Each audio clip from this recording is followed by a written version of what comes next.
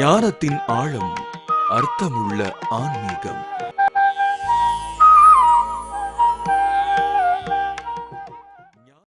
அருட்பெரும் ஜோதி, அருட்பெரும் ஜோதி,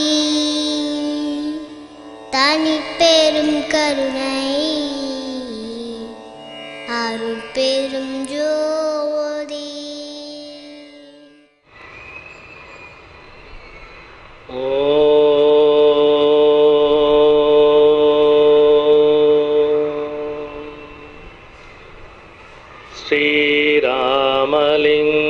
ஸ்ரீராமலிங்காய நமஹ. அருட்பெருஞ்சோதி அருட்பெருஞ்சோதி, தனி பெரும் கருணை அருட்பெருஞ்சோதி. திரு அருட்பிரகாச வள்ளலார் திவ்ய திருவடிகளே சரணம். எல்லா உயிர்களும் என்புற்று வாழ்க.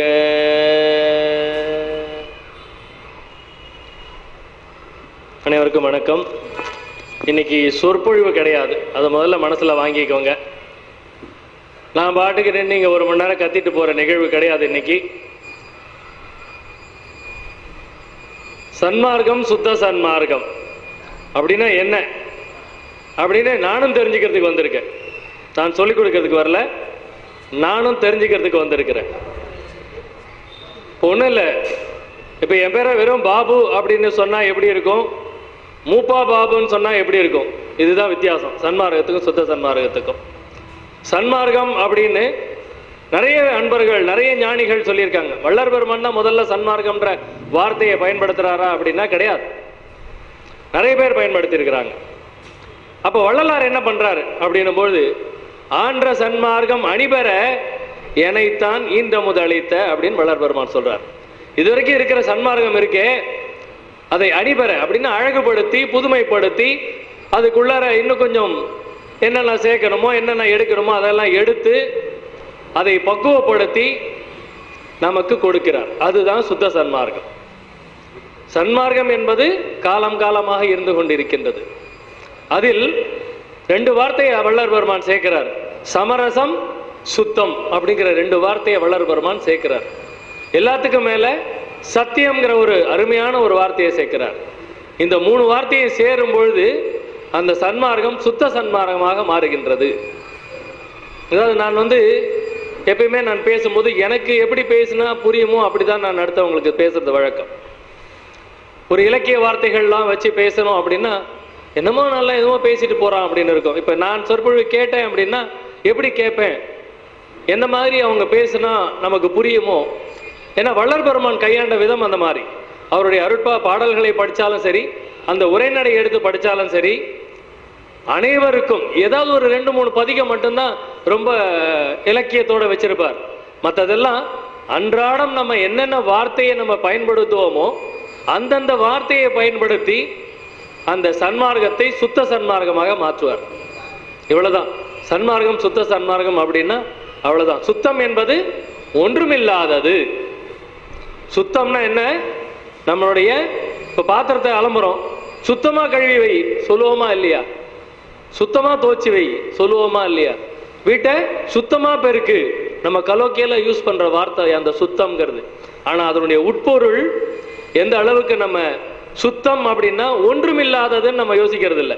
சுத்தம் அப்படின்னா அவள் சுத்தம் தான், அவ்வளவுதான். சுத்தம்னா என்ன, சுத்தம். ஆனா வள்ளல் பெருமான் சுத்தம் என்பது ஒன்றும் இல்லாதது. என்ன இல்லை அங்க அப்படின்னா அந்த இடத்துல துரிசுகள் இல்லை, அங்க எந்த தீமையும் கிடையாது. சுத்தம் என்றால் அங்கு துரிசுகள் இல்லாமல் தூய்மையான ஒரு சங்கம், சன்மார்க்கம். அப்ப இதுக்கு முன்னாடி இருந்த சன்மார்க்கத்துல எப்படி இருந்தது, துரிசுகள் இருந்தது, துரிசுகள் இருந்தது. அந்த துரிசுகளை நீக்கி அதை சுத்தப்படுத்துகின்றார் வள்ளல் பெருமான். இதுதான் சுத்த சன்மார்க்கம். வள்ளல் பெருமானுடைய சிறப்பு என்ன அப்படின்னு சொன்னா, அதுல இருக்கக்கூடிய என்ன, கண்மூடி வழக்கமெல்லாம் மண்முடி போகன்னார். ஜாதியிலே, மதங்களிலே, சமய நெறிகளிலே, சாத்திர சந்தடிகளிலே அப்படின்னு அது எல்லாத்தையும் மறுத்து எல்லாத்தையும் எடுக்கிறார். அந்த சன்மார்க்கம் அப்படிங்கிறதுக்குள்ளார என்னெல்லாம் வச்சிருந்தாங்களோ எல்லாத்தையும் ஒன்னொன்னா எடுத்து வெளியே போட்டு அதை தூய்மைப்படுத்தி சுத்தமாக நமக்கு கொடுத்திருக்கின்றார். ஸோ நம்மெல்லாம் ரொம்ப அதிர்ஷ்டசாலிகள். வள்ளல் பெருமான் காலத்திற்கு பிறகு அவர் பிறந்ததுக்கு அப்புறமா பிறந்திருக்கிற நம்ம அத்தனை பேரும் அதிர்ஷ்டசாலிகள். ஏன்னா நம்மளாம் சாதாரணமானவங்க கிடையாது. அதனால்தான் நமக்கு அந்த சுத்த சன்மார்க்கம் நமக்கு கிடைச்சிருக்குது. மற்றவங்களுக்குலாம் கிடைக்கல. அந்த காலத்தில் இருந்தவங்களும் சன்மார்க்கம் மட்டும்தான் கிடைச்சது. அதனால அவங்க அந்த மேல் நிலை அடைய முடியல. அப்படி என்ன சுத்த சன்மார்க்கத்தில் ஐயா கொடுத்தாரு? எதையெல்லாம் எடுக்கணுமோ எடுத்துட்டு எதையெல்லாம் சேர்க்கணுமோ சேர்த்தாரு. எதை சேர்த்தாரு அப்படின்னா ஒண்ணுமே இல்லை, ஒரே ஒரு விஷயம் தான் சேர்த்தாருங்க. தயவு, அந்த கருணை அப்படிங்கிற ஒரே ஒரு விஷயத்தை சேர்த்த உடனே அது புனிதமாயிருச்சு. அதுல சத்தியம் கலந்துருச்சு. அதுல சத்தியம் கலந்துச்சு. அந்த சன்மார்க்கத்துல சத்தியம் கலக்குது. நம்ம சத்தியம் அப்படின்னு சொல்லும்பொழுது எல்லாரும் பயன்படுத்துற வார்த்தை சத்தியம். புண்படா உடம்பும் புரைபடா மனமும் பொய்படா ஒழுக்கமும் பொருந்தி அப்படிம்பார். ஏன்னா எல்லாம் ஒழுக்கம். இப்ப யாராவது நீ ஒழுக்கம் கேட்டவன் சொன்னா எப்படி இருக்கும் சொல்லுங்க பார்க்கலாம். ஆனா நம்ம ஒழுகிற அந்த ஒழுக்கத்துல எந்த அளவுக்கு தூய்மை இருக்கின்றது, சுத்தம் இருக்கின்றது, உண்மை இருக்கின்றது, இதை பார்க்கறது தான் சுத்த சன்மார்க்கம். உண்மையான ஒழுக்கம், பொய் கலவாத ஒழுக்கம் வேண்டும் அப்படின்னு ஐயா சொல்றார். ஒருமையுடன் எனது திருமலரடி நினைக்கின்ற உத்தமர்தம் உறவு வேண்டும். எப்படி எல்லாம் கொடுக்கிறார் பாருங்க. அதே மாதிரி நம்ம ரத்தன முதலியாருக்கு ஒரு கடிதம் எழுதுவாரு. அந்த கடிதத்துல ஒரு குறிப்பிட்டு சொல்லுவார், இப்ப நீ எல்லாம் உருப்படணும்னா என்ன பண்ணணும் அப்படின்னா சாதுக்கள் சார்பு அவசியம் அப்படின்னு கொடுப்பாரு. அந்த கடிதத்துல சாதுக்கள் சார்பு அவசியம் அப்படின்னு சொல்லுவார். அந்த மாதிரி அதே மாதிரி பாட்டுல பாத்தீங்கன்னா சன்மார்க்க சங்க சாதுக்கள் காண சத்தியம் சத்தியம் சத்தியம் சொன்னேன் அப்படின்னு சொல்லுவார். அதனால இந்த சத்தியம்ங்கிற வார்த்தை, அந்த சுத்தம்ங்கிற வார்த்தை அந்த சன்மார்க்கத்துக்குள்ள சேரும் பொழுது அது அப்படியே பொலிவடைகின்றது. சுத்த சன்மார்க்கம் அப்படின்னு சொல்லணும் அப்படின்னு சொன்னா ஏற்கனவே இருக்கக்கூடிய சன்மார்க்கத்தை சுத்தப்படுத்தி கொடுத்திருக்கின்றார். இவ்வளவுதான். சுத்த சன்மார்க்கம் அப்படின்னு சொல்லும் பொழுது, சன்மார்க்கம் அப்படின்னு சொன்னா என்ன அர்த்தம்? எல்லாவற்றிற்கும் பொதுவான ஒரு மார்க்கம். எல்லாவற்றிற்கும் பொதுவான ஒரு மார்க்கம். இந்த சன்மார்க்கத்துல மட்டும்தான் யார் வேணுமானாலும் வரலாம். இதுக்கு ஒரு ரெஸ்ட்ரிக்ஷனே கிடையாது. கதவு திறந்தே இருக்கு. கதவு திறந்தே இருக்கு. ஆனா அப்படியா அப்படின்னு சொல்லும் பொழுது இல்ல, அந்த இடத்துல அந்த சுத்தம்ங்கிற வார்த்தையும் சத்தியம்ங்கிற வார்த்தையும் பயன்படுத்தும் பொழுது ஒரு மூன்று வரைமுறைகள், 3 கட்டளைகள், 3 கண்டிஷன் அங்க வைக்கிறார், விதிமுறைகள் அங்க வைக்கிறார். ஏன்னா அந்த சன்மார்க்கத்தில் இருக்கக்கூடிய சமய மத மார்க்கங்கள் அங்கெல்லாம் இருக்குது. அதை முற்றும் பற்றற கைவிட்டவர்கள் அப்படின்னு அங்க ஒரு முதல் கட்டளை, முதல் ஒரு கண்டிஷன் வைக்கிறார், விதிமுறை. அப்புறம் சன்மார்க்கம் அப்படின்னு சொல்லும் பொழுது அந்த இடத்துல காம குரோதம் எல்லாமே இருக்கு. ஏன்னா நீங்க பாத்தீங்கன்னா இந்த புராணங்கள் பார்க்கும்போது அத்தனை முனிவர்கள், அத்தனை ரிஷி எல்லாருக்கும் கோபம் வந்திருக்குதா இல்லையா? கோபம் வராம யாருமே இல்லை. தேவர்கள் அப்படின்னு பார்க்கும்பொழுது அத்தனை தேவர்களும் மாயை வசப்பட்டு இருக்கின்றார்கள். ஒரு முறையோ 2 முறையோ மாயை வசப்பட்டு சாபத்திற்கு இன்னும் சொல்ல போனா தேவர்கள், முனிவர்கள் போய் தேவர்களுக்கு சாபம் கொடுத்ததா நம்ம அந்த புராணங்கள்ல பார்க்க முடியும். முனிவர்கள் போய் தேவர்களுக்கு சாபம் கொடுக்கிறாங்க. அந்த மாதிரி இந்த பிருகு முனிவர் அவரை அவர் சிவபெருமானுக்கே சாபம் கொடுத்தவர். அந்த மாதிரி நம்ம பார்க்க முடியும். அப்ப அந்த இடத்துல என்ன இருக்கு? அதெல்லாம் சன்மார்க்கம். அதையெல்லாம் எடுத்து இந்த இடத்துல காமக்ரோதம் ஏற்படும் பொழுது ஞான அறிவால் தடுத்து கொள்ளுபவர்கள். எப்படி அதை சுத்தம் பண்ணி கொண்டு வர, ஃபில்டர் பண்ணி எடுத்துட்டு வர்றாரு பாருங்க. அதை ஃபில்டர் பண்ணி கொண்டு வர்றார். சோ அப்படிப்பட்ட முனிவர்கள். அதனால்தான் ஐயா சொல்லுவாரு, மூவரும் தேவரும் முத்தரும் சித்தரும் யாவரும் பெற்றிடா இயல் என கழித்தனை அப்படின்னு பாடுவார். அந்த சுத்த சன்மார்க்கத்துல தான் அதெல்லாம் இருக்குது. அப்புறம் கொலை புலை தவிர்த்தவர்கள். இந்த 3 விதிமுறைகள். ஏன்னா எல்லா மார்க்கத்திலையும் இதை யாரும் வலியுறுத்துறது கிடையாது. சுத்த சன்மார்க்கம் மட்டும்தான் இதை வலியுறுத்துகின்றது. ஏன் அப்படின்னா இதுல சுத்தம் தேவை, அசுத்தம் இங்க கிடையாது. துருசு நீக்குவித்தல் அப்படிங்கிறது இந்த சுத்த சன்மார்க்கத்துல மட்டும்தான் இருக்கு. மற்ற மார்க்கங்கள் எல்லாத்திலையும் எல்லாம் இருக்கின்றது. அதை யாரும் விட சொல்லியே சொல்லலை. அதையெல்லாம் அணிபெற ஆன்ற சன்மார்க்கம் அணிபெற எனைத்தான் ஈன்ற முதலித்த. அதனால்தான் வள்ளர் பெருமான் இங்க வருவிக்க உற்றார். அகத்தே கருத்து புறத்து வெளுத்திருந்த உலகர் அனைவரையும், ஒருத்தர் 2 பேர் கிடையாது, உலகர் அனைவரையும் இந்த ஜகத்தே திருத்தி சன்மார்க்க சங்கத்து அடைவித்திட அடைக்கிறதுக்கு வந்திருக்கார். அதனால்தான் இங்க வந்து அடைஞ்சு கிடக்கிறோம். நம்ம ஒரு மட்டற்ற மகிழ்ச்சி. நேத்திக்கு வந்து அங்க அயன்புரத்துல நிகழ்ச்சி கலந்துக்கிறோம். இன்னைக்கு என்னுடைய மாமா வீட்டில் நிகழ்ச்சி காலையிலேருந்து சாயங்காலம் வரைக்கும். அது முடிஞ்சா இங்க ஒரு நிகழ்ச்சி. ஸோ இத மாதிரி இந்த சன்மார்க்கத்துக்கு வர வச்சுக்கிட்டே இருக்கிறார். வேற சிந்தனையே எனக்கு ஓடுறதுக்கு வாய்ப்பு கொடுக்கறது கிடையாது. ஏன்னா நான் எப்படிப்பட்டவன் தெரிஞ்சிருக்கு போல இருக்கு வள்ளர் பெருமானுக்கு. அதுதான் என்ன சுத்த சன்மார்க்கத்துல அடைக்கிறார், சன்மார்க்க சங்கத்தை அடைவித்திட. ஸோ இந்த மாதிரி அந்த சுத்த சன்மார்க்கம் அப்படின்னு சொல்லும்பொழுது பெருசா அப்படின்னு மலப்பா பார்க்க வேண்டாம். சின்ன சின்ன விஷயங்கள் எல்லாம் எடுத்து அதை பக்குவப்படுத்தி, இந்த கீரையெல்லாம் எடுத்து ஆஞ்சிட்டு அப்புறமா இலையை போடுவோம் இல்லையா, அந்த மாதிரி அந்த சன்மார்க்கத்தை ஆஞ்சி எடுத்து சுத்த சன்மார்க்கமா நமக்கு கொடுத்துருக்கிறார். இவ்வளவுதான். ஸோ சுத்த சன்மார்க்கம் அப்படின்னு சொல்லும் பொழுது ஏற்கனவே எல்லாரும் சமயத்தில் இருந்திருப்பீங்க, எல்லாரும் சமயத்தில் இருந்திருப்பீங்க. அதுல இருக்கக்கூடிய உண்மைகளை மட்டும், ஏன்னா சன்மார்க்கம் அப்படின்னு சொன்னானே தருநெறி எல்லாம் உள்வாங்கும் சுத்த சன்மார்க்கம் என்றோர் தனி பெயர் கொண்டோம். இங்க இருக்கக்கூடிய நெறி எல்லாம் தரு நெறி, நல்ல நெறி மட்டும்தான் இந்த சன்மார்க்கத்துக்குள்ள இருக்குது. எதுல இருந்தாலும் சரி அதுல இருக்கிற எல்லா நல்ல நெறியும் உட்கொண்டது இந்த சுத்த சன்மார்க்கம். ஒண்ணுமே இல்லை. உதாரணத்துக்கு எடுத்துக்கிட்டீங்கன்னா, ஒரு கடிகாரம், நின்று போன கடிகாரம் நம்ம என்ன பண்ணுவோம், நின்று போயிடுச்சு தூக்கி போட்டுருவோம். ஆனா அதை கூட ஒரு பாசிட்டிவா பார்க்கணும். எப்படி பார்க்கணும் அப்படின்னா, அந்த கடிகாரத்தை 2 தடவை ஒரு நாளைக்கு சரியான நேரத்தை காமிக்குது அப்படிங்கிற எண்ணம் நமக்கு தோன்றணும். அதுதான் சுத்த சன்மார்க்கம். அந்த எண்ணம் உதிக்கணும் பாருங்க, அதுதான் சுத்த சன்மார்க்கம். அது நின்று போன கடிகாரம் தானேன்னு அலட்சியப்படுத்தாம, அதுக்கு அது கூட ஒரு நாளைக்கு நல்ல 2 நேரத்தை, சரியான நேரத்தை 2 தடவை காமிக்குது அப்படிங்கிற எண்ணம். அப்ப அந்த நின்று போன கடிகாரத்துக்கே அந்த எண்ணம் வரணும்னா, ஒவ்வொரு உயிரினத்துக்கிட்டையும், ஒவ்வொரு மனிதர்கள் கிட்டையும், ஒவ்வொரு ஆன்மா கிட்டையும் நமக்கு எந்த எண்ணம் வர வேண்டும் என்பதை விளக்கி காட்டுவதற்காக ஏற்படுத்தப்பட்டதுதான் இந்த சுத்த சன்மார்க்கம். ஸோ இதோட நான் என்னுடைய இந்த இன்ட்ரோடக்ஷனை நான் முடிச்சுக்கிறேன். மொழியரசி அம்மா அவர்கள் அவங்க பாணியிலேயே அந்த இன்ட்ரோடக்ஷனை மறுபடியும் கொடுப்பாங்க.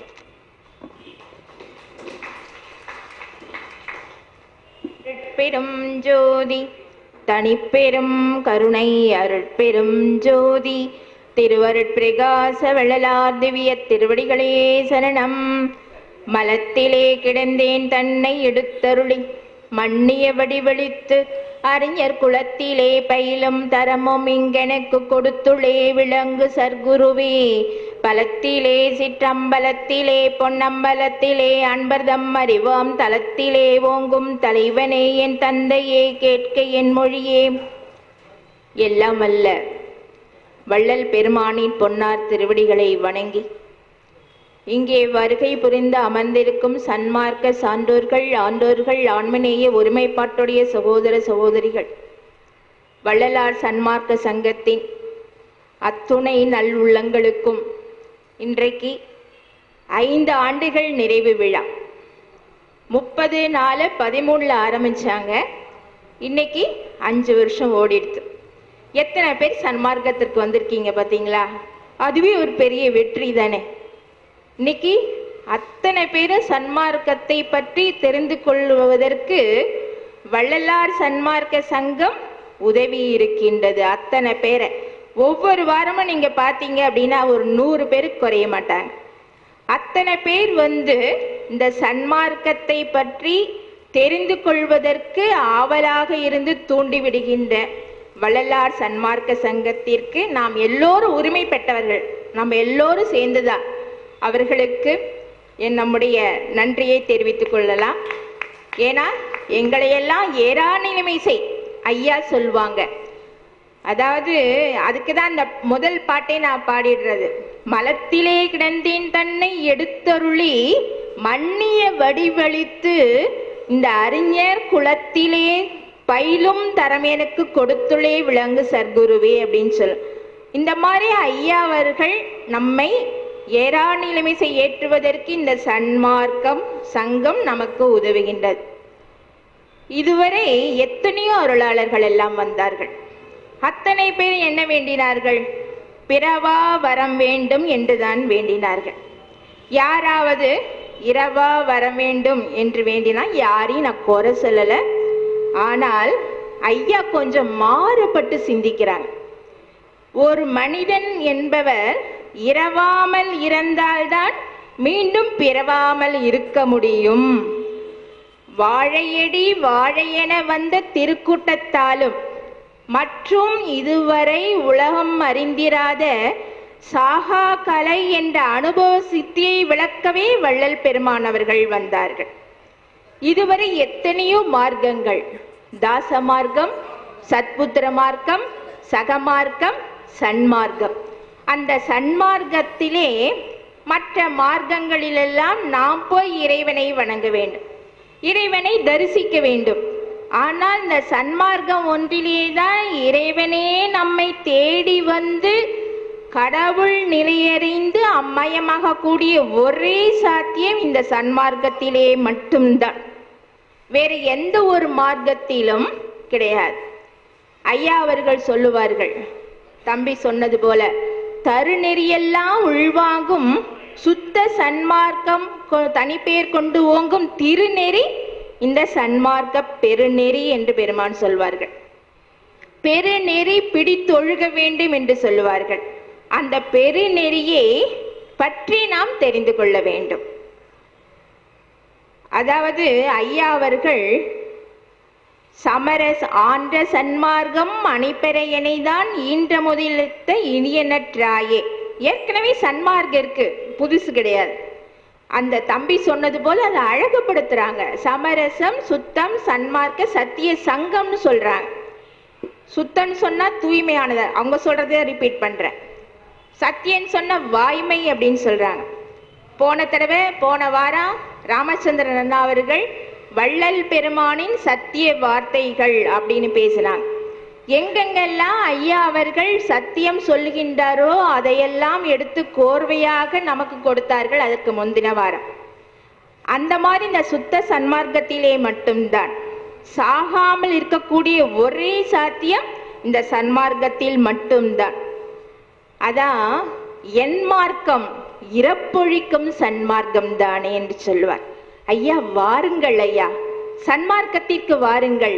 ஆடாதீர், சற்றும் மசையாதீர், வேறொன்றை நாடாதீர், பொய்யுலகை நம்பாதீர், வாடாதீர், விரைந்து வாருங்கள். என் மார்க்கம் சன்மார்க்கம் தானேன்னு சொல்லுவாங்க. அந்த சன்மார்க்கத்திலே நீங்கள் வந்து விட்டீர்கள் என்று சொன்னால், அதாவது ஒரு ருசி வரணும். ஒரு சாப்பாட்டை பற்றி தெரிஞ்சுக்கினா அதை சாப்பிட்டாதான் ருசி தெரியும் நமக்கு. அதே போல ஒரு தெய்வத்தை பற்றி தெரிந்து கொள்ள வேண்டும் என்று சொன்னால் அந்த ஈடுபாடு இருக்க வேண்டும். அந்த சன்மார்க்க சங்கத்திலே ஈடுபாடு கொண்டோம் என்று சொன்னாலே சன்மார்க்கத்தை பற்றி நாம் தெரிந்து கொள்ளலாம். நம்முடைய குணங்களானது மேம்படுகின்றது. அதாவது ஐயா சொல்வாங்க, 1865 சன்மார்க்க சங்கம் ஆரம்பிச்சாங்க.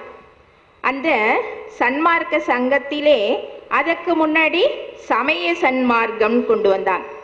சமய சன்மார்க்கத்துக்குரிய குணங்களை வகுத்து கொடுத்தாங்க. சமய சன்மார்க்கம் என்று சொன்னா என்னது? கொல்லாமை. நமக்கு நல்ல குணங்கள் வரணும் இல்லைங்களா? சன்மார்க்க சங்கத்தவர்களெல்லாம் தாய் போல் தான் பெற்ற சேய் போல் நினைத்து தாய் போல் அரவணைப்பார்கள். அந்த குணத்திற்கு வர வேண்டும். அதை சொல்லிக் கொடுப்பது இந்த சன்மார்க்கம், சுத்த சன்மார்க்கம். கொல்லாமை, பொறுமை, சாந்தம், அடக்கம், இந்திரிய நிகிரகம் செய்தல், ஆண்மை, இயற்கை குணமாகிய ஜீவ காருண்யம் அப்படின்னு சொல்லுவாங்க. இந்த கொல்லாமை ஐயா சொல்வாங்க, எந்த ஒரு உயிரையும் கொல்லுவதற்கு நமக்கு உரிமை கிடையாது. எல்லா உயிர்களும் இந்த உலகத்திலே வாழ்வதற்காக பிறந்திருக்கின்றன. நம்மை போல அவையும் உயிர்தான். அதான் மனுமுறை கண்ட வாசகத்தை ஐயா எழுதுறாங்க. ஒரு பசுங்கன்றானது தேரின் காலிலே அகப்பட்டு கொண்டதற்காக தன்னுடைய மகனையே தேர்காலில் ஈந்து அந்த உயிருக்கு இந்த உயிருக்கு ஈடாக செய்தானே மனுநீதி சோழன், அந்த உயிர் பற்றி ஐயா ரொம்ப அனுபவிச்சு, அதனால்தான் புலால் மறுத்தல்னு கொண்டு வந்தாங்க. எந்த ஒரு இடத்திலும் இல்லாத ஞான சபைக்கு போங்க, என்ன புலை கொலை தவிர்த்தவர்கள் மட்டும்தான் உள்ள வரணும்னு போட்டிருப்பாங்க. மற்ற கோயிலுக்கு போங்க, அதாவது இந்துக்கள் அல்லாதவர் உள்ளே வரக்கூடாதுன்னு போட்டிருப்பாங்க. ஐயா அதற்கு சற்று மாறுபட்டு கொலை புலை தவிர்த்தவர்கள் மாத்திரம்தான் உள்ள வரணும்னு போட்டிருப்பாங்க. தவிர்க்காதவர்கள் உள்ள வரக்கூடாது. ஏன்னா அந்த கொல்லாமை என்ற விதத்தை யாரெல்லாம் கொல்லவில்லையோ இறைவன் வரவே மாட்டான். அந்த புலால சாப்பிட்டுட்டு அந்த கோவில்ல போய் எத்தனை அர்ச்சனை பண்ணாலும் சரி, எத்தனை அபிஷேகம் பண்ணாலும் சரி, இதெல்லாம் ஒரு பிரயோஜனம் இல்லைன்னு இந்த சன்மார்க்கத்துல சொல்லி கொடுக்குறாங்க ஐயா. அதான் வாட்சியார்த்தம் சொரூபமா மாறணும், அந்த குணமாவே மாறணும். கொல்லாமை பொறுமையே வடிவா இருக்கணும், அடக்கமே வடிவா இருக்கணும், சாந்தமே வடிவமா இருக்கணும், இந்திரிய நிகிரகம் செய்யணும். அந்த மெய்வாய் கண் செவி மூக்கு ஸ்பர்சத்தினால, கேட்கறதுனால, சுவையினால, இந்த மாதிரி சுகந்தத்தினால இந்த அலைஞ்சு கெட்டழிஞ்சு போகின்றதே, ஐம்புலன்களாலும் பொறிகளாலும் கெட்ட அழிந்து போய்கொண்டிருக்கின்றோமே. எதனால? ஆன்ம இயற்கை குணமாகிய அந்த ஜீவ குணமாகிய தயை இல்லாததுனாலதான். அந்த புலன்கள் வழியே நம்முடைய குணங்கள் போய்விடுகிறதுனால தயவு வரமாட்டேங்கிறது. இந்த சன்மார்க்கத்திற்கு முதல் என்ன தெரியுங்களா? தயவு தான், ஜீவ காருண்யம்தான். இறைவனை அடைவதற்கு 2 படிகள் அப்படின்னு ஐயா சொல்றாங்க. பரோபகார சத்விசாரம் அப்படின்னு சொல்றாங்க. அடுத்தது மத சன்மார்க்கத்துக்கு, அடுத்தது ஆன்ம இயற்கை குணமாகிய ஜீவகுணம், அடுத்தது இந்திரிய நிகிரகலாம் செய்யணும், சமய சன்மார்க்கத்துக்கு வரணும், அடுத்தது மத சன்மார்க்கத்துக்கு வரணும்.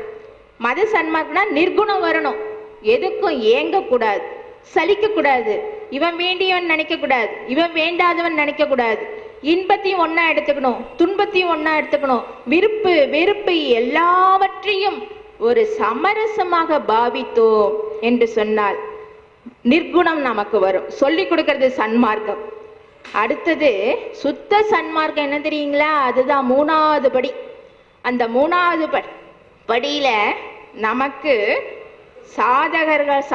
சாதகம் பண்ணி அடுத்தது சாத்தியமா மாறணும். கற்றுக்கொள்ளுதல், கற்றல், கேட்டல், சிந்தித்தல், தெளிதல், நிஷ்டை கைகூடல் ஆகிய நிலைகளுக்கெல்லாம் வந்து ஆருடராய் நின்று இந்த தேகத்தையும் நித்திய தேகமாக்கி கொண்டு மனம் மொழி மெய்யால இறைவனையும் தெரிந்து கொண்டு எதனாலும் எக்காலத்தும் தடைபடாத ஒப்பற்ற பேரின்ப பெருவாழ்வை அடையவுதுதான் சுத்த சன்மார்க்கம் என்று சொல்லி இந்த அளவுல அடுத்தது அருட்பெரும் ஜோதி அருட்பெரும் ஜோதி தனிப்பெரும் கருணை அருட்பெரும் ஜோதி எல்லாம் செயல்கூடும் என்னானை அம்பலத்தே எல்லாம் வல்லாந்தனையே ஏத்து.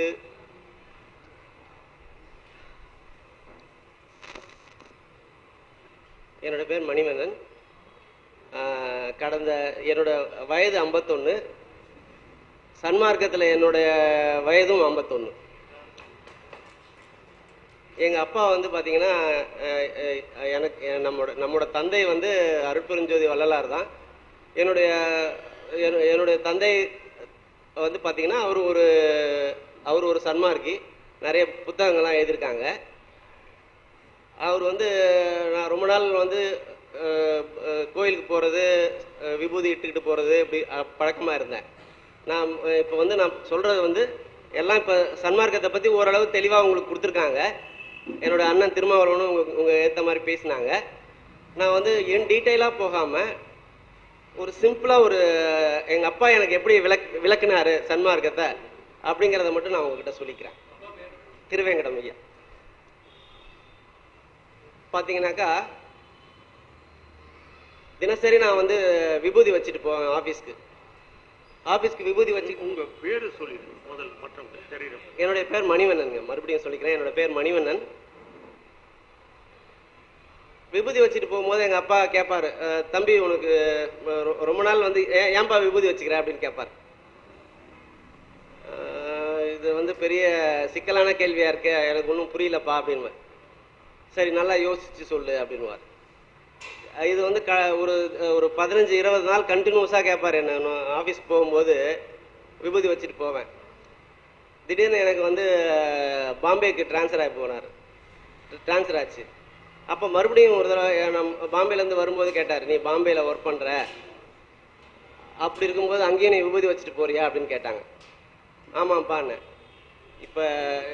இப்போ மறுபடியும் கேட்குறேன், நான் உன்ட்ட ஒரே ஒரு கேள்வி கேட்குறேன், விபூதி எதுக்காக வச்சுட்டு போகிறீங்க அப்படின்னு கேட்டாங்க. எனக்கு தெரியலப்பா, எல்லாரும் வச்சுக்கிறாங்க. இது வரைக்கும் சின்ன வயசுலேருந்து தாத்தா பாட்டி எல்லாருமே வந்து பழக்கப்படுத்தினபடி நான் விபூதி வச்சுட்டு வரேன். இப்போ ஊரில் எல்லாரும் வச்சுக்கிட்டு வராங்க. சரி, உனக்கு சன்மார்க்கம் அப்படின்றதுல வந்து உனக்கு நம்பிக்கை இருக்கா அப்படின்னு கேட்டாங்க. என்னப்பா இப்படி கேட்டீங்க, நான் வந்து உங்கள் வழியில் தான்ப்பா வந்துன்னு இருக்கேன், நான் எதுவும் மாறி வரலப்பா அப்படின்னேன். சன்மார்க்கம்னா என்ன அப்படின்னு கேட்டாங்க. எனக்கு சன்மார்க்கம்னா எனக்கு இவ்வளோ ஐயாக்கெல்லாம் சொன்ன மாதிரி எனக்கு டீட்டெயிலாக சொல்ல அந்த அளவுக்கு நான் படிக்கலை, சன்மார்க்கத்தை படிக்கலை, கேட்குறதோடு சரி. அப்புறம் நான் வந்து கொஞ்சம் சுதாரிச்சுக்கிட்டு ஏதோ நம்மளை மடக்கிறாங்க அப்பா அப்படின்ட்டு, தெரியலப்பா அப்படின்னேன். நல்லா யோசிச்சு சொல்லுங்க அப்படின்னாங்க. இப்படி இது எனக்கு தினசரி காலையில் நான் ஆஃபீஸ் போகும்போது தினசரி கேட்குற கேள்வி இது. திடீர்னு ஒரு நாள் கேட்டாங்க, சன்மார்க்கம்னு நீ பேசிக்கிட்டு இருக்கியே, யோசிச்சுக்கிட்டு இருக்கிய, வள்ளலாரை வழிபடுறியே, ஜோதியை வழிபடுறியே, அதில் என்ன அர்த்தத்தை நீ வந்து புரிஞ்சுக்கிட்ட அப்படின்னு கேட்டாங்க. நான் ஒரு கடவுளாக தான் பார்க்குறேன், ஜோதியும் கடவுளாக தான் பார்க்குறேன் அப்படின்னேன். இல்லை, நீ சன்மார்க்கத்து உள்ளே போகணுன்னாக்கா, நீ சன்மார்க்கத்து உள்ளே போகணும், ஜோதி வழிபாட்டோட உண்மை தெரிஞ்சுக்கணும் அப்படின்னா நீங்கள் அது என்னன்னு கொஞ்சம் நல்லா ஆழமாக தெரிஞ்சுக்கிறதுக்கு முயற்சி பண்ணு அப்படின்னாங்க. அதுக்கப்புறம் வந்து நீ வந்து ஒரு ஏரியாவில் இருக்க, அந்த ஏரியாவில் வந்து எல்லா மதத்தவங்களும் இருக்கிறாங்க, சமயத்தவங்களும் இருக்காங்க. அவங்க எதிர்த்த மாதிரி நீ விபூதியும் பட்டை அடிச்சுட்டு குங்குமம் வச்சுட்டு போனியானா உன்னை என்னவா சொல்லுவாங்க? நீ சன்மார்க்கின்னு சொல்லுவாங்களா, இல்லை இந்து மதத்தவர் சொல்லுவாங்களா, என்ன மதத்தவர்னு சொல்லுவாங்க அப்படின்னு கேட்டாங்க. ஓரளவு புரிஞ்சிச்சு அந்த சமயத்தில். நான் செஞ்ச தப்பு அப்போ புரிஞ்சுது. அப்பா புரியுதுப்பா அப்படின்னேன். அது வரைக்கும் அப்பா சொல்லிக் கொடுத்தது வந்து பார்த்தீங்கன்னா சமூக நீதி வந்து பார்த்தீங்கன்னா கம்யூனிசத்தில் இருந்து எல்லா திராவிடர் கழகம், கம்யூனிசம் எல்லாமே அப்பா எனக்கு கற்றுக் கொடுப்பாங்க. அப்போ வந்து சமூக நீதி தான் முக்கியமானது சன்மார்க்கத்தில். அப்போ நீங்கள் வந்து எந்த மதத்தை சேர்ந்தவங்க அப்படின்னு நீங்கள் உங்களுக்கு வெளி உலகத்துக்கு நீங்கள் காமிக்கிறீங்க, அப்போ நீங்கள் சன்மார்க்கி கிடையாது அப்படின்னாங்க. ஓரளவு புரிஞ்சுக்கிட்டேன். அதுலேருந்து கொஞ்சம் கொஞ்சமாக நான் வந்து அதிலேருந்து விலகி விபூதி வைக்கிறத தவிர்த்து சன்மார்க்கத்தில் முழுமையாக இறங்கி இப்போ வந்து முழு சன்மார்க்கத்தில் ஈடுபட்டிருக்கேன். 2 வருஷத்துக்கு முன்னாடி அப்பா வந்து வள்ளலாரை அழைச்சிட்டு போயிட்டாங்க. அதுலேருந்து முழுமையாக சன்மார்க்கத்தில் இந்த மாதிரி கூட்டங்களுக்கு கலந்துக்கிறேன். எல்லாருக்கும் நன்றி, வணக்கம். சொல்லுவது போல ஒரு பெரிய கேள்வியை இங்கே வைத்திருக்கிறார்கள். அந்த கேள்விக்கு ஆதாரமாக இங்கே ஸ்படிக மாலை போட்டிருக்கீங்களே, அது ஒரு அடையாளமா அப்படின்னு ஒரு கேள்வி அவரை வந்து கேட்டிருக்கிறாங்க. நிறைய பேருடைய சந்தேகம் இது, விபூதி வச்சா சன்மார்க்கி இல்லை அப்படின்னு. ஐயா சொன்னாருங்களா? அருட்பாவை படித்து பார்த்திருக்கின்றார்களா? விபூதி வைப்பவன் சன்மார்க்கி அல்ல, விபூதி வைக்கக்கூடாது என்று வள்ளல் பெருமான் கூறியிருக்கிறார்கள். மாறாக விபூதி வைக்காத நெற்றி பாழ் நெத்தி என்று கூறியிருக்கின்றார். விபூதி வைக்காத நெற்றி பாழ் நெத்தி என்று 10 பாடல்களை தெரிவித்திருக்கின்றார். அது மட்டுமல்ல, இன்னொரு பதிகத்தில் விபூதி வைக்காதவன் வீட்டிற்கு செல்லவே கூடாது என்று கூறியிருக்கின்றார். என விபூதி என்பது சமயத்தின் அடையாளம் அல்ல, அது சமயத்தின் அடையாளமாக நாம் கொண்டிருக்கின்றோம். சுத்த சன்மார்க்கம் சமயம் கடந்தது என்று அதை மறுத்து கொண்டிருக்கின்றோம். விபூதியின் தத்துவம் என்ன? எல்லா தத்துவத்தையும் உள்வாங்கியது சுத்த சன்மார்க்கம். விபூதியின் தத்துவம் என்ன? விபூதியை எப்படி இட்டுக்கொள்ள வேண்டும்? ஒரு விரலில் இட்டு எடுத்துக்கொள்வது விபூதி அல்ல. விபூதியின் தத்துவத்தை 2 விதமாக கூறலாம். ஒன்று, நாம் சாம்பலாக போகின்றோம். ஒன்று, இது சாதாரணமாக அத்தனை பேருக்கும் தெரிந்த ஒரு தத்துவம். ஆன்மீகவாதிகளுக்கு ஒன்று ஒரு தத்துவம் இருக்கின்றது. என்ன என்றால், விபூதியை இந்த 3 விரலாலும் எடுக்க வேண்டும்.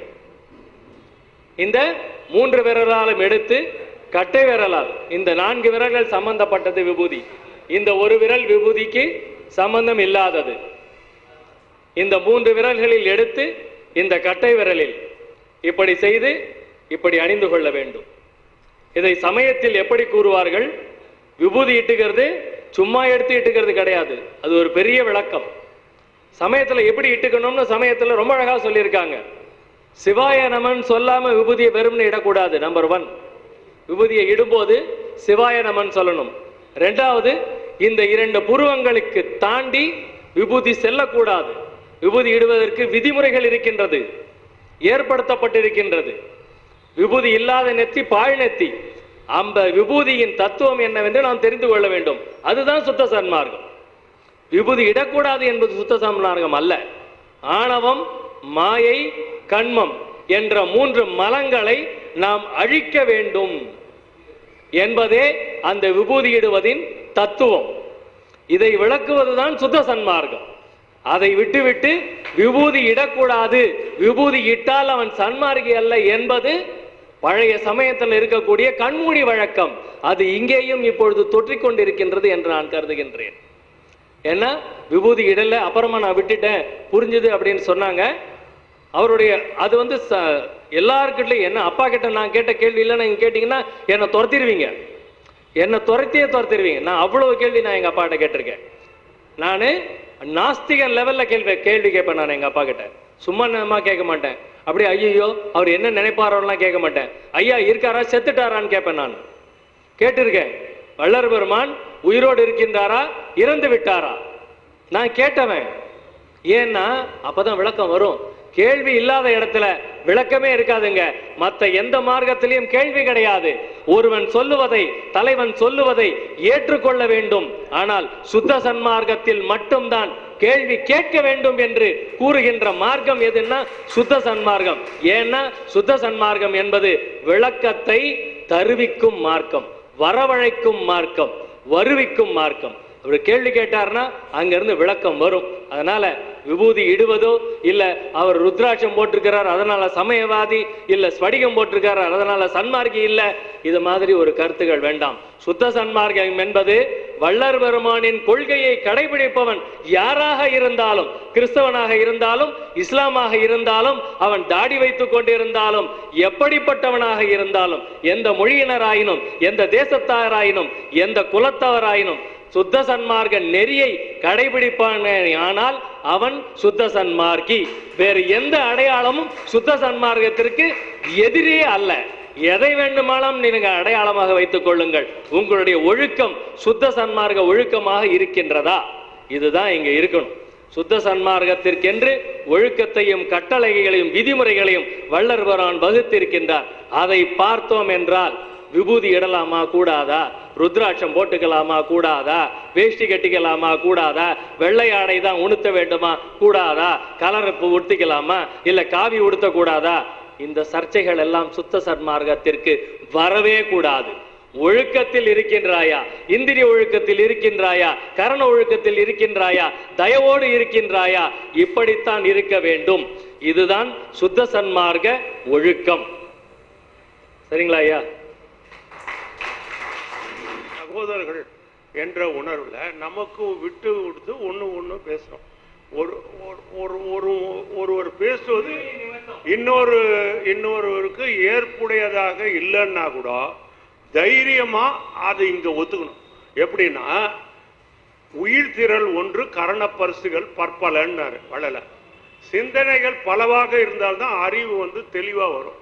அது அவங்கவுங்களுக்கு தெளிவடைஞ்சா போதும், வேற ஒண்ணும் கிடையாது. இந்த இடத்துல 2 சிந்தனைகள் தாக்கம் வந்தாதான் உண்மை தெளிவு பிறக்கும். அதனால ஒருத்தர் கான்ட்ரடிக்ஷன் நாம அந்த சிந்தனை வரக்கூடாது. என்னுடைய ஆசை என்னன்னா, அன்பர்கள் இவ்வளவு பேர் இருக்கும், 90 பேர் உறுப்பினர்களா சேர்ந்து இருக்காங்க. 2 உறுப்பினர்கள் சொன்னாங்க, ஏதோ ஒரு கருத்து இங்க உரிமையோடு உவந்து அடைமின் உரை இதனில் சந்தேகத்தை உளறி வழியாது என்றார். அந்த ஞானசரியில் வள்ளலார் சொல்றார், ஒருமையோடு உவந்திடு மெய்தாவ நினைத்திடுமின் என் மார்க்கம் சன்மார்க்கம் இறப்பொழிக்கும் சன்மார்க்கம் தானே, மெய்தாவ நினைத்திடுங்க அப்படின்றாரு. அதனால இன்னும் ஒரு 2-3 அன்பர்கள் வந்தாங்கன்னா நான் கூப்பிட்டு கூட பேர் சொல்லிடுவேன். சொல்றதுக்கு முன்னே வராரு, பெரியவர் வராரு, ஆசீர்வாதம் துரைக்கண்ண ஐயா அவர்கள். அவர் அற்புதமாக சனிக்கிழமை தோறும் நிகழ்ச்சியை தாய்மான நிகழ்ச்சி நடத்துகின்ற பெரியவர் அவர்கள் பேசுவார். இங்கு எனக்கு முதலில் பேசிய பாபு ஐயா அவர்களே, மொழியரசி அவர்களே, ராமச்சந்திரன் அவர்களே மற்றும் மற்றவர்களே யாவருக்கும் நான் முதலில் தெரிந்து கொள்கிறேன். நீங்கள் எதிர்பார்க்கிறபடி நான் அதாவது வள்ளலாரை பற்றியோ மற்ற எல்லா பற்றியோ எனக்கு அவ்வளவாக தெரியாது. இங்கு உங்களோடு நான் உட்கார்ந்து கேட்டுக்கொண்டிருப்பதை விஷயமாக தான் இங்கு உங்களோடு பேசுகிறேன். இங்கு தலைப்பே சன்மார்க்கம், சுத்த சன்மார்க்கம். பாபா அவர்கள் முதலிலே கூறுகிறார்கள், சுத்தம் என்றால் என்ன? சுத்தம் என்றால் வெறும் ஆடை சுத்தம் மாத்திரமல்ல, உள்ளமும் சுத்தமாக இருக்கும் என்றும் அதுதான் ஒழுக்கம் என்று சொல்கிறார்கள்.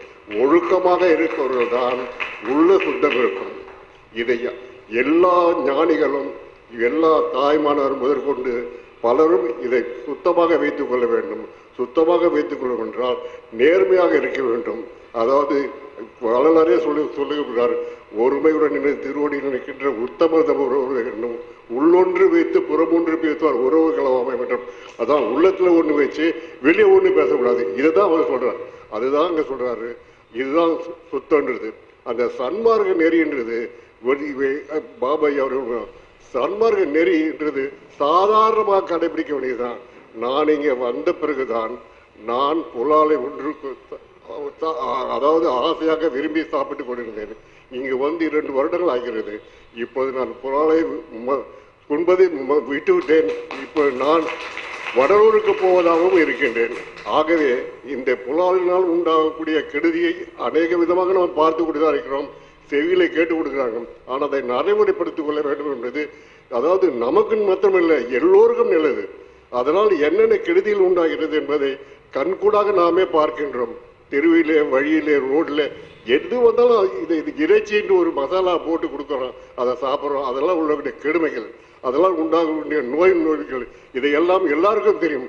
தெரிந்தும் நாம் சாப்பிடுகிறோம். இதை தவிர்க்க வேண்டும். ஒரு சமாச்சாரம் அவர்கள் பாபா அவர்கள் விளக்கமாக சொல்லுகிறார்.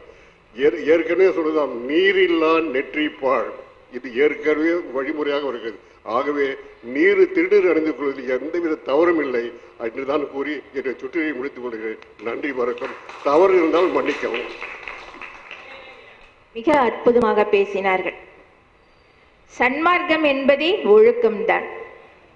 நல்ல குணங்கள் தரக்கூடியது இந்த சன்மார்க்கத்திலே தான். கரண ஒழுக்கம்னு ஐயா சொன்னாங்க, இந்திரிய ஒழுக்கங்கள் சொன்னாங்க. ருசி விரும்பாதிருத்தல், அசுத்தமாக தீண்டாதிருத்தல், அது மாதிரி அசுத்தத்தை அதாவது பாடல்கள் எல்லாம் இருக்கு பாருங்க, இந்த சினிமா பாடல்கள் இதெல்லாம் கேட்டோம் அப்படின்னு சொன்னாக்கா உடம்புல கெட்ட உஷ்ணம்தான் வரும். நல்ல சிந்தனைகளை எல்லாம் வளர்த்து கொள்ள வேண்டும். அடுத்து கரண ஒழுக்கலாம் ஐயா சொல்லி இருக்காங்க. மனதை இழுத்து எந்தவித ஆபாசத்திலும் செல்லாமல் சிற்றபையின் கண்ணே மனதை இழுத்து நிறுத்துதல் அப்படின்னு சொன்னாங்க. அந்த மாதிரி இந்த கரண ஒழுக்கத்தை எல்லாம் தரக்கூடிய அந்த ஒழுக்க நெறிகளை எல்லாம் தரக்கூடிய ஒரே மார்க்கம் எது என்று சொன்னார். நீங்க எந்த ஒரு மார்க்கத்துல போனீங்கனாலும் இப்படிதான் இருக்கணும், அப்படிதான் இருக்கணும் எல்லாம் சொல்றாங்க. ஆனா இந்த சன்மார்க்கத்துல மட்டும்தான் புலால் உண்ணாதிருத்தல் இந்த ஒழுக்கத்தை வரவழைக்கிறாங்க. இன்னைக்கு ஐயா அதை நிரூபிச்சுட்டாங்க பாத்தீங்களா? அதுதாங்க இந்த சன்மார்க்கத்தோட மகிமை. யாராச்சும் ஒருத்தர் திருந்தினா போதும், அத்தனை பேரும் திருந்தோம், குடும்பமே திருந்தோம் இல்லைங்களா? அதனால்தான் ஐயா சாதி சமயம் எல்லாத்திலையும் ஒருமைப்பாடு கொண்டு வந்தாங்க. அந்த புலால் மறுத்தல் மட்டும்தான் புலால் உண்பவர்களையும் புலால் உண்ணாதவர்களையும் அகவினத்தார் புற இனத்தார். புற இனத்தார்ப்பா, விலங்கு. புற இனத்தார்னா என்னது? விலங்குன்னு சொல்லாம சொல்லிட்டார் பாருங்க. அந்த மாதிரி இந்த சுத்த சன்மார்க்கத்தில் மட்டும்தான் ஒரு மனிதனை ஒரு மனிதனாக ஒரு மனித நிலையிலிருந்து தெய்வ நிலைக்கு உயர்த்தக்கூடிய ஒரே மார்க்கம் எது என்று கேட்டால் இந்த சன்மார்க்கத்தில் மட்டும்தான் சாத்தியமே தவிர, இந்த சன்மார்க்கம் மட்டும்தான் மேலேறும் வீதி. மற்ற மார்க்கங்கள் எல்லாம் கீழே செல்லக்கூடிய ஒரு வீதின்னு ஐயா ஒரு பாடலை சொல்லியிருக்காங்க. இன்னொரு பாடல கூட ஐயா சொல்வாங்க, சன்மார்க்கம் சன்மார்க்கம் அது நன்மார்க்கம், சகமார்க்கம் சகமார்க்கம் அது துன்மார்க்கம் அப்படின்னு சொல்லுவாங்க. அந்த சன்மார்க்கத்திலே மட்டும்தான் எல்லாரையும் எத்துணையும் பேதமுறாது எவ்வுயிரும் தம்முயிர் போல் எண்ணி உள்ளே ஒத்து உரிமை உடையவராய் உவக்கின்றார் யாவர் அவர் உளந்தான் சுத்த சித்துருவாய் எம்பெருமான் நடம் புரியும் இடமென நான் தெரிந்தேன், அந்த வித்தகருக்கு அடிக்கேவல் புரிந்திட என் சிந்தை மிக விளைந்ததாலும் ஐயா சொன்னாங்க. எத்துணையும் பேதமுறாது இருக்கக்கூடிய ஒரே மார்க்கம், எல்லாரையும் நம்ம மாதிரி நினைக்கிற ஒரே மார்க்கம் எதுங்க? சன்மார்க்கம் தானங்க. அந்த உரிமையை கொண்டு வரக்கூடிய மார்க்கம். இன்னைக்கு அண்ணா சொல்லிக்கிட்டே இருக்காங்க, நம்ம எல்லாம் ஓர் உறவு சகோதரர்கள், எல்லோருக்கும் உரிமை உண்டு, எல்லோரும் வாருங்கள், இங்கே வம்மீன் இங்கே வம்மீன், யானடையும் சுகத்தினை நீர் அடைதல் குறித்தேன் ஐயா சொன்னாங்க. ஏன் உரைத்தேன் இரக்கத்தால் எடுத்துரைத்தேன், யானடையும் சுகத்தினை நீர் அடைதல் குறைத்தேன், என்னை அடுத்தா சுகம் வாய்ந்திடல் வேணும்னு யாருங்க சொன்னாங்க? இந்த சுத்த சன்மார்க்கத்துல மட்டும்தானே ஐயா சொல்லி இருக்காங்க. மற்றவங்களாம் நான் யாரையும் குறை சொல்லல, அவர்கள் அந்த இறை நிலையிலேயே மூழ்கி மூழ்கி தான் அடைந்த அந்த இன்பத்திலேயே அவர்கள் சுகம் கண்டார்கள். ஆனா ஐயா மட்டும்தான், வாங்கய்யா என் மார்க்கம் இறப்பொழிக்க சன்மார்க்கம், இதுல உயிரை வளர்க்கக்கூடிய ஒரே மார்க்கம் இந்த சன்மார்க்கம் தான். அதுக்கு தான் நித்திய விதி, பொது விதி, சிறப்பு விதின்னு 3 விதியை வகுத்து கொடுத்தாங்க. அதையெல்லாம் ஒருவன் கை கொண்டான் என்று சொன்னால் இரவா நிலைக்கு நம்ம செல்லலாம். மற்ற மார்க்கங்கள்லாம் என்ன சொன்னாங்க? ஒரு உயிரானது உடலை விட்டு பிரிந்த பின்புதான் கடவுள்கிட்ட போய் சேருது அப்படின்னு சொன்னாங்க. ஆனா வள்ளல் பெருமான் சற்று மாறுபடுகின்றார். இந்த பிறவியிலேயே இந்த தேகத்திலேயே நாம் இறைவனை கண்டுகொண்டு அவனுடன் கலந்து கொண்டு என்றும் நித்தியமாக வாழக்கூடிய ஒரே சாத்தியம் இந்த சன்மார்க்கத்தில் தான் இருக்கின்றது. வாருங்கய்யா, என்ன ஒரு மனித பாருங்க, மனித நேயம். ஞானசரியை படிச்சீங்கன்னா ஒவ்வொரு பாடலையும் சொல்வாரு பாருங்க, நீங்க வாங்கய்யா வாங்க, சமய குழியெல்லாம் போய் விழாதீங்கய்யா, வந்து இறந்து போகாதீர்கள், உற்ற மொழி உரைக்கின்றேன் ஒருமையினால் எங்கே உறவனன்றி பகைவனென உண்ணாதீர் உலகீர், கல்லாரும் கற்றவரும் மழிந்திட காண்கின்றீர், கரணமெல்லாம் நடுங்க வரும் மரணமும் சம்மதமோ சற்றும் இதை சம்மதியாது, என் மனம்தான் உன் மனம் என கண்மணமோ வன்மணமோ அறியேன், இற்றிதனை தடுத்திடலாம் என்னோடு சேர்ந்திடுமேன், என் மார்க்கம் இறப்பொழிக்கும் சன்மார்க்கம் தானே. வாங்கய்யா, ஒரே ஒரு மொழி கேட்கிறேன், நீங்கள் எல்லாம் எங்களுடைய உறவினர்கள், மரணத்தை கண்டால் மனசு கலங்கலையா? உங்க மனசு என்ன கல் மனசா? வாங்கய்யா, இரவாமல் இருக்க முடியும், பேரின்ப பெருவாழ்வு அடைய முடியும், வாருங்கள்னு சொன்ன ஒரே மார்க்கம் எதுங்க? எல்லா மார்க்கங்களையும் என்ன சொன்னாங்க?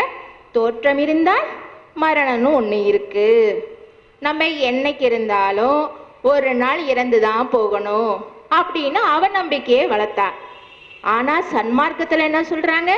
நீ என்னைக்கும் இருக்கலாம், பொத்திய மல பிணி புழுக்குறமையினால் சித்தியல் சுத்த சன்மார்க்க சேப்பினால் நித்தியமாகி நிகழும் சத்தியம் சத்தியம் என்று சகுத்துள்ளீர்களே என்று சத்தியம் போட்டாருங்க ஐயா.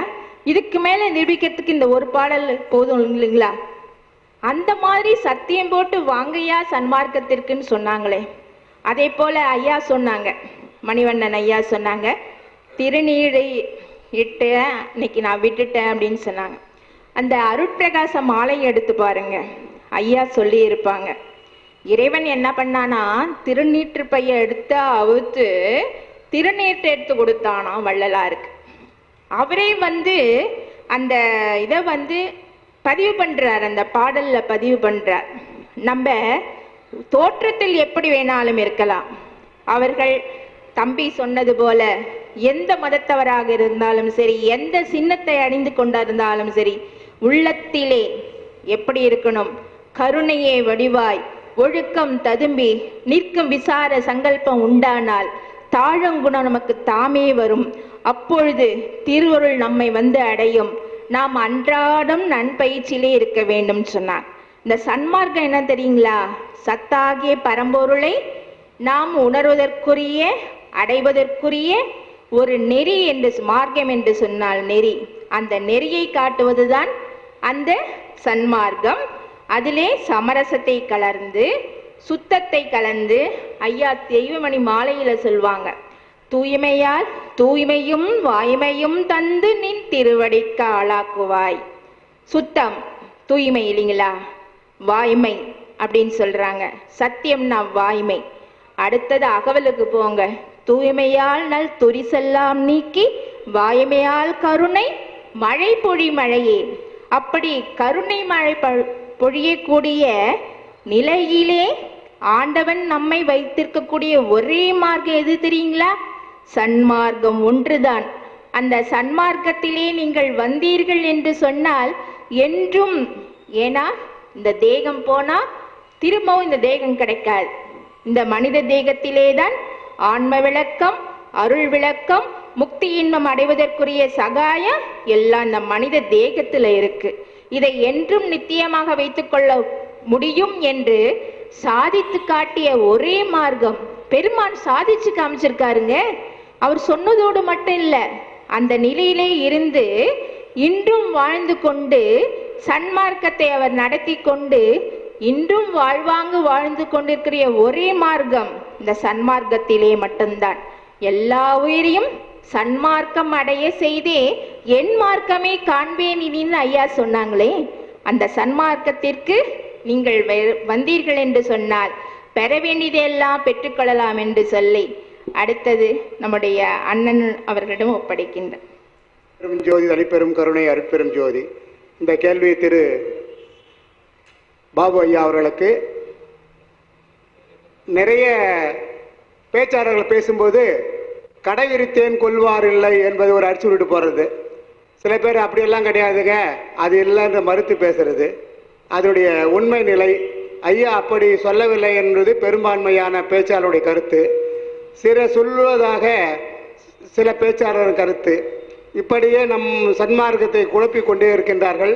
இங்கு உள்ள 90 பேருடைய மனநிலையை சரியாக புரிந்து கொண்டு அவர் என்ன உண்மை சொன்னார், ஏன் சொல்லுவதாக சிலர்கள் பொய் வதந்திகளை அதை நல்ல முறையில் சொல்ல வேண்டும் என்று தெளிவுபடுத்த வேண்டும் என்று ஐயா ஒரு கேள்வி. இன்னொன்று, அதே சில சன்மார்க்கிகள் தியானத்தை பிடித்து ஐயா தியானத்தை முக்கிய சொல்லியிருக்கார்கள். தியானம் செய்து புருவ நெற்றியில் நாம் தியானம் பண்ண வேண்டும் என்று. அப்படி எனக்கு என்னுடைய தனிப்பட்ட முறையில் தியானத்தை முக்கியமாக கொண்டிருந்தார். தர்மசாலையை துவக்கிய ஐயா ஏன் தியான மண்டபம் கட்டவில்லை? இதற்கு முக்கியத்துவம் கொடுத்தவர்கள் ஏன் அதை பண்ணவில்லை? மூன்றாவது, நெடுநாளையே ஒரு கேள்வி. சிலர் ஜோதி ஏற்றிட்டு அதுக்கு ஒரு ஜோதி காமிக்கிறாங்க. ஜோதிக்கு ஜோதி தேவையா? அது சரியா? இல்லை அப்படி ஒரு விளக்கம் பண்ணுறதானா? ஏங்க அதுதானே ஜோதியாங்க, அது ஜோதிக்கே ஒரு ஜோதின்னா அது சரியா? என்ற 3 கேள்விகளுக்கும் திரு பாபு ஐயா விளக்கம் தருமாறு கேட்டுக்கொள்கிறேன். இதை குறை இருப்பின் மன்னிக்கவும் என்று கேட்டு பதில் தருமாறு அன்புடன் கேட்டுக்கொள்கிறோம். அருட்பெரும் ஜோதி அருட்பெரும் ஜோதி தனிப்பெரும் கருணை அருட்பெரும் ஜோதி. என்ன குறிச்சு வச்சிருக்கிறார்? பரவாயில்லை. ஏன்னா இது எனக்கே விளக்கம் தரக்கூடிய கேள்விகள் தான். ஜோதிக்கே ஜோதி காட்டணுமா? சர்ச்சைக்குரிய ஒரு விஷயம் அது. என்னுடைய அறிவு திறமைக்கு என்னவோ அதை நான் சொல்லுகின்றேன். ஏற்றுக்கொள்ள வேண்டும் என்ற அவசியமும் இல்லை. பட் அலசி பார்க்க வேண்டும். என்ன சொன்னாலும் அதை அலசி ஆராய்ச்சி பண்ணணும். எப்பொருள் யார் யார் வாய் கேட்பினும் அப்பொருள் மெய்ப்பொருள் காண்பதறிவு. அது மாதிரி ஜோதிக்கு ஜோதி காட்ட வேண்டுமா? பின்னாடில இருந்தே நான் வரேன். ஜோதிய வச்சிருக்கிறாங்க அப்படின்னா ஐயா ரொம்ப அழகா தர்மசாலை அப்படின்னு ஒன்று ஐயா ஏற்படுத்தினார். முதல் நிறுவனம் சங்கம் ஏற்படுத்தினாரு. தர்மசாலை ஐயா கட்டி அங்க இப்ப எல்லாரும் தர்மசாலை போய் பார்த்திருப்பீங்க. இப்ப இருக்கக்கூடிய வள்ளற்பெருமானின் திருவுருவம் அங்கே 1933 தான் வைக்கப்பட்டது. 1933 ஐயா 1874ஆம் ஆண்டு அங்கே தன் உடம்பை மறைத்து கொண்டார். ஆனால் தர்மசாலையில் நாம் காணக்கூடிய வள்ளல் பெருமானின் திருவுருவம் 1933 நாகப்பட்டினம் சங்கத்தார் அவர்களால் அங்கே நிறுவப்பட்டது. அதுக்கு முன்னாடி வரைக்கும் தர்மசாலை எப்படி இருந்தது? வெறும் திண்டு தான், சிம்மாசனம். ஆண்டவருக்கு எந்த ஒரு உருவமும் வைக்காமல் அங்கே சிம்மாசனத்தை வைத்து குருவார வழிபாடு அங்கே நடைபெற்றது என்று நாம் அறிகின்றோம். குருவார வழிபாடு அங்கே நடைபெற்றது. அங்கே எந்த ஒரு ஆண்டவனின் உருவமோ எதுவுமே அங்கே வைக்கவில்லை. வள்ளல் பெருமானின் வழிபாடு, வள்ளல் பெருமான் காட்டி கொடுத்த வழிபாடு அப்படித்தான் இருந்தது.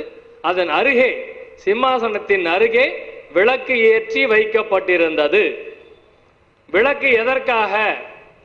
மங்களமாய் ஏற்றுதலாம் கண்டீர் என்று வள்ளல் பெருமான் பாடலில் பாடியிருக்கின்றார். மங்களமாய் ஏற்றுதலாம் கண்டீர். எல்லா கோயிலையும் நீங்க பாத்தீங்கன்னா ஒரு விளக்கு வச்சிருப்பான். கர்ப்பகிரகத்துக்குள்ள ஆண்டவனுடைய அங்கே ஒரு உருவச்சிலையை வைத்திருப்பார்கள், பக்கத்தில் ஒரு விளக்கை ஏற்றி வைத்திருப்பார்கள். இந்த விளக்கேற்றுவது என்பது மங்களத்திற்காக ஏற்றப்படுத்தப்பட்ட ஒன்று. இது ஒரு விஷயம். அடுத்தது, சன்மாரிகள் விளக்கை வழிபாடு பண்ணுகின்றார்களே, அந்த கேள்விதான் அங்க தொக்கி நிக்குது.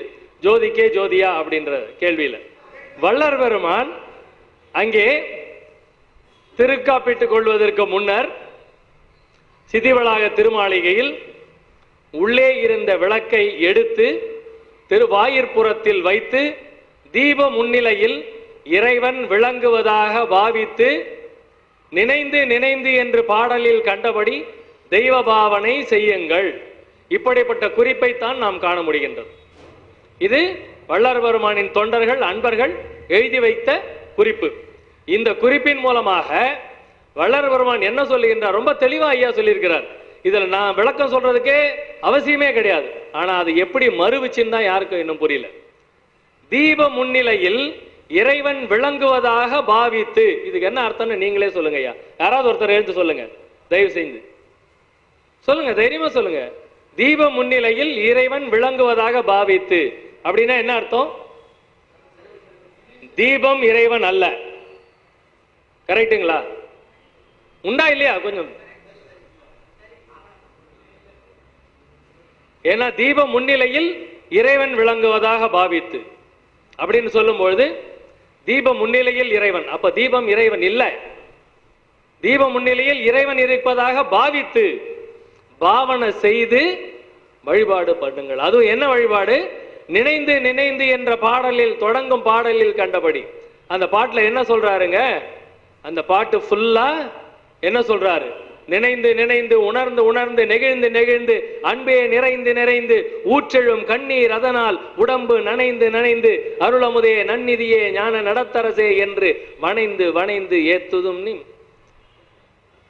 மரணமில்லா பெருவாழ்வில் வாழ்ந்திடலாம் கண்டீர் புனைந்துரையேன் பொய்புகலேன் சத்தியம் சொல்கின்றேன். எப்படி என்ன அளவுக்கு அதை எடுத்துட்டு போறாரு. ஆனா நம்ம அந்த தீபத்தை வழிபாடு செய்ய ஆரம்பித்து விட்டார்கள். தீப முன்னிலையில் இறைவன் விளங்குவதாக பாவித்து, அதை தான் அங்க தர்மசாலையில் ஐயா பண்ணாரு. பக்கத்துல தீபத்தை வச்சாரு, அந்த பக்கத்துல சிம்மாசனம் போட்டார். ஆண்டவனுக்கு ஒரு சிம்மாசனம் மட்டும்தான் போட்டார். உண்மையா சுத்த சன்மார்கள் நாங்கெல்லாம் வள்ளல் பெருமானே வழிபாடு செய்கின்றோம், அது வேற கதை. அப்படி இல்லாம இருக்கிறவங்க எதை வழிபாடு செய்ய வேண்டும் என்றால் ஒரு சிம்மாசனத்தை அமைத்து அங்கே அருட்பெரும் ஜோதி ஆண்டவர் வீற்றிருக்கின்றார் என்ற பாவனை செய்து அருகில் விளக்கை வைத்து வழிபாடு செய்ய வேண்டும். இதுதான் சுத்த சன்மார்க்க வழிபாடாக இருக்க முடியும். ஏன்னா வள்ளல் பெருமான் அதுதான் செஞ்சார். நாங்க வள்ளல் பெருமானை கும்பிடுறது அது வேற கதை, அது வேற ஒரு நாள் நான் என்ன விளக்கங்கன்னா சொல்றேன். நான் சுத்த சன்மார்க்கத்தில் ஜோதிக்கே ஜோதி காட்டுறது சரியா அப்படின்னா சரியில்லை. ஏன்னா அங்க சிம்மாசனம் மட்டும் அமைத்து இறைவன் விளங்குவதாக பாவித்து ஜோதி காட்டினா பரவாயில்ல. இறைவன் விளங்கு. ஏன்னா இந்த கற்பூர ஆராதனை அப்படிங்கிறது வந்து நான் எங்க அப்பாட்ட நிறைய தடவை கேட்டிருக்கேன். இது என்னத்துக்குப்பா ஒரு கற்பூர ஆராதனை? அது எனக்கு அது விளக்கமே புரியல. அது ஆராதனை பண்ணிட்டு அப்புறமா அதை எதுக்கு தொட்டு கண்ணில் ஊத்திக்கணும் அப்படின்னும் பொழுது எல்லாத்திலையும் ஒரு தத்துவத்தை அங்கே சமயவாதிகள் ஏற்படுத்தி இருக்கின்றார்கள். ஒண்ணுமே கிடையாது. அந்த ஜோதிங்கிறது என்ன அப்படின்னா நமக்குள்ளார திருச்சிற்றம்பலத்தே. ஐயா ரொம்ப அழகா எத்தனை பாட்டு பாடியிருக்கார் தெரியுங்களா? திருச்சிற்றம்பலத்தே திருநட ஜோதி, ஆன்மாவே சபையாகவும் அதன் உள்ளொளியே பதியாகவும். இந்த ஆன்மாங்கிற அந்த சபையில திருச்சிற்றம்பலம்னா புருவமத்தி, அதுக்கு நிறைய பேர் இருக்கு, புருவமத்திக்கு நிறைய பேர் இருக்கு, அதுக்குள்ளார இருக்கக்கூடிய ஜோதி உள்ளொளியாய். ஐயாவுடைய விண்ணப்பம் எடுத்தீங்கன்னா அவ்வளவு அழகா ஒரு விண்ணப்பம் ஒண்ணு கொடுத்திருப்பார், பெரு விண்ணப்பம். உள்ளொளியாய் இருந்து காத்தருளி நீர் அப்படின்னு சொல்லி வள்ளல் பெருமான் அந்த உள்ளொளியை சொல்றார். அந்த உள்ளொளியே பதி, அதன் அசைவு நடனம். எல்லாருக்குள்ளேயும் இறைவன் இருக்கிறான்னு சொல்றோம் இல்லையா? எல்லாருக்குள்ளேயும் இறைவன் இருக்கான்ல. எத்தனை இறைவன் இருக்க முடியும்? அத்தனை பேருக்குள்ளாரையும் ஒரு உள்ளொளி இருக்கின்றது. அத்தனை பேர்கிட்டையும் உள்ளொளி இருக்கிறது. அத்தனையும் இறைவன். ஒருத்தருக்குள்ளரையும் இறைவன் இருக்கின்றான். அதனால்தான் எல்லா உயிரையும் ஈஸ்வர பக்தின்னு சொல்லுவாங்க. எல்லார்கிட்டையும் இறைவன் இருப்பது நிச்சயம். அதை நம்ம நம்புறதே கிடையாது. அடப்போடா நாயேங்கிறோம். யார சொல்றோம் பாத்தீங்களா? அதுக்குள்ள இறைவன் இருக்கான். ஆனா நமக்கு அந்த உணர்வு கிடையாது. அந்த உணர்வை வருவிப்பது சுத்த சன்மார்க்கம். ஜோதிக்கே ஜோதி காட்டுவது முறை அல்ல, என்னுடைய கருத்து. அவ்வளவுதான். அடுத்தது, தியான மண்டபம் ஏன் வள்ளல் பெருமான் கட்டவில்லை? ஞான சபை அப்படிங்கிறது அதுவே தியான மண்டபம் தான். ஞான சபையை அதோட உள்ள அமைப்பு எல்லாம் எப்படி இருக்கும் அப்படின்னா, நீங்க அந்த பக்கத்துல அந்த ஞான சபையை சுத்தி வந்தீங்கன்னா கீழே சின்னதா ஒரு பலை கட்டி வச்சிருப்பாங்க, பார்த்துருப்பீங்க. அது ஒரு பக்கத்துல இருந்து பாத்தீங்கன்னா 2 இடத்துல மட்டும் அந்த அடுத்த எண்டே தெரியும். அது உள்ள எப்படி அமைச்சிருக்கிறாங்க அப்படின்னும் போது அப்பா உள்ள போய் பார்த்ததா சொல்லியிருக்காங்க. அந்த அந்த படிக்கட்டு வழியா உள்ள இறங்கி போனீங்கன்னா உள்ள ஒரு சிறிய ஒரு மேடை ஒன்று வச்சு அங்க வள்ளல் பெருமான் ஒரு மேடை ஒன்று இருக்கும். அதை வள்ளல் பெருமான் தியானம் பண்ணதா அந்த காலத்துல சொன்னதா கேள்வி சொல்லுவாங்க. ஸோ அங்கே ஒரு மேடை இருக்கும். அந்த மேடை உள்ள அடியில் அண்டர் கிரவுண்ட்ல போனா கூட உள்ள ஜில்லு ஜில்லுன்னு ஏசி இருக்கிற மாதிரி இருந்துச்சு அப்படின்னு ஒரு 5 பேர் நம்ம அப்பாவோட சேர்ந்து ஒரு 5 பேர் போயிட்டு வந்திருக்காங்க உள்ள. ஸோ அவங்க சொன்னது ஜில்லு ஜில்லுன்னு இருக்கும் அப்படின்னு சொல்லி. தியான மண்டபம் ஏன் கட்டவில்லை அப்படின்னு கேட்கும் பொழுது அந்த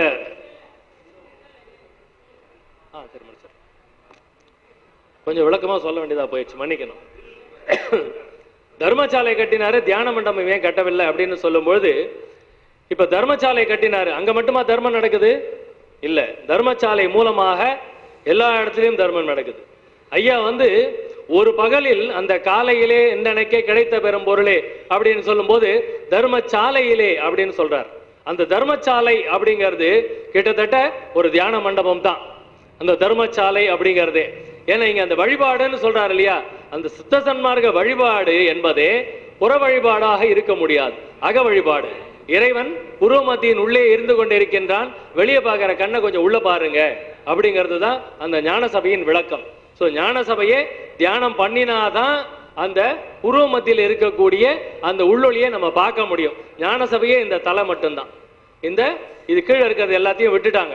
ஆனா நம்ம பழங்காலத்து கோயில் எல்லாம் நம்மளுடைய மொத்த தேகத்தையும் உருவமைப்பு கொண்டது பழங்காலத்து கோயில். ஆனா நம்மளுடைய ஞான சபை இந்த தேகத்துல ஞானேந்திரியம் மட்டும் போதும், கர்மேந்திரியம் தேவையில்லை என்ற அமைப்பாக ஞான சபையை அங்கே உருவாக்கி இருக்கின்றார். ஞான சபையே ஒரு தியான மண்டபம் தான். அடுத்தது, கடை விரித்தேன் கொள்ளார் இல்லை. இது வள்ளல் பெருமான் சத்தியமாக இதை கூறவில்லை. ஏன்னா இந்த கொள்வார் இல்லை கட்டிவிட்டேன் அப்படின்னு சொன்னா அது வள்ளல் பெருமானே கிடையாது. இது அந்த அவர் பேர் என்ன, காரணப்பட்டு கந்தசாமி அவர்கள் எழுதி வைத்தது. காரணப்பட்டு கந்தசாமி ஏன் எழுதி வச்சாருன்னு அவருக்கு மட்டும்தான் புரியும்.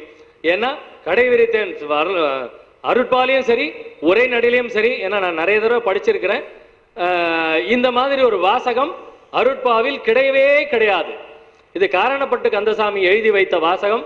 அதுதான் இப்ப சன்மார்க்கத்துல பரவிக்கிட்டு இருக்குது. அது உண்மை அல்ல.